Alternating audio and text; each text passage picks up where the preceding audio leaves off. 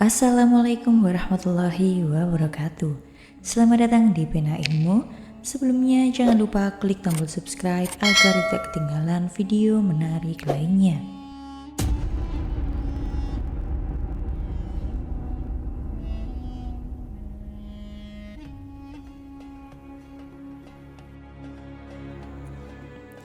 Ka'bah, bangunan berbentuk kubus yang berdiri kokoh di tengah Masjidil Haram, adalah titik pusat bagi miliaran umat Islam di seluruh dunia. Namun, di balik kesakralannya terdapat sejarah panjang yang melibatkan para nabi, peradaban kuno, hingga masa modern.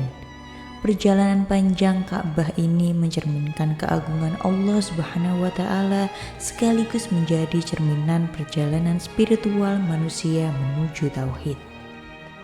Ka'bah pertama kali dibangun oleh Nabi Ibrahim alaihissalam dan putranya Nabi Ismail alaihissalam atas perintah Allah Subhanahu wa Ta'ala. Lembah Mekah yang tandus dan tak berpenghuni dipilih Allah sebagai tempat berdirinya rumahnya di muka bumi. Sebelumnya, lembah ini hanyalah tempat yang sunyi, namun kehadiran Hajar dan Nabi Ismail mengubahnya menjadi titik awal peradaban. Proses pembangunan Ka'bah penuh dengan ketulusan dan pengorbanan. Nabi Ibrahim, meskipun telah berusia lanjut, dengan semangat mengangkat batu-batu besar bersama putranya. Nabi Ismail membantu dengan sigap membawa bahan-bahan yang dibutuhkan.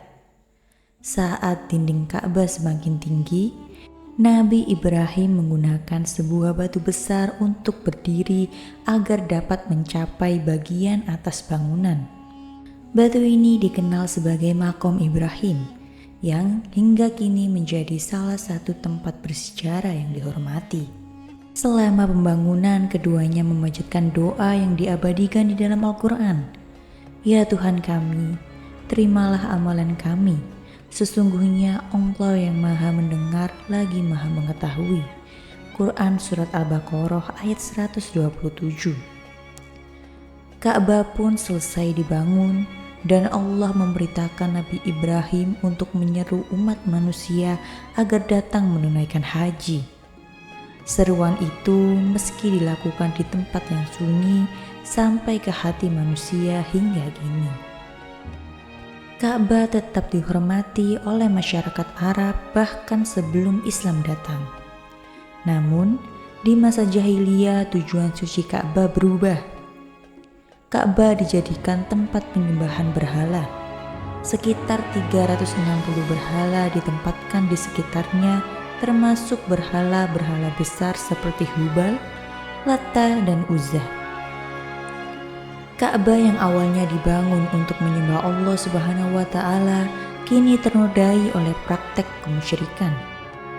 Namun demikian, Ka'bah tetap menjadi pusat kehidupan bangsa Arab.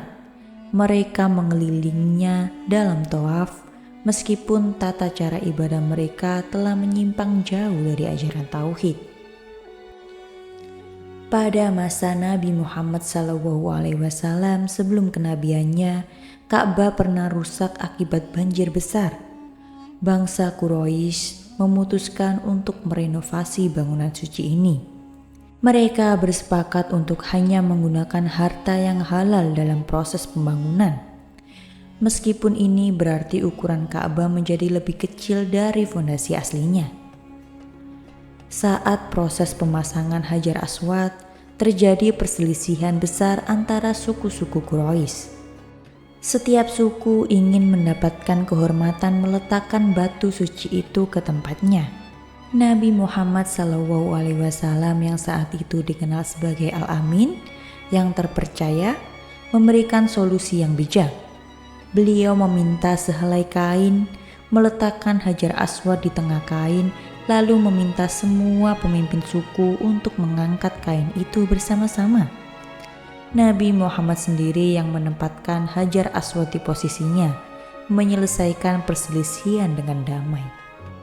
Setelah penaklukan Mekah pada tahun 8 Hijriah, Nabi Muhammad SAW membersihkan Ka'bah dari segala bentuk kemusyrikan.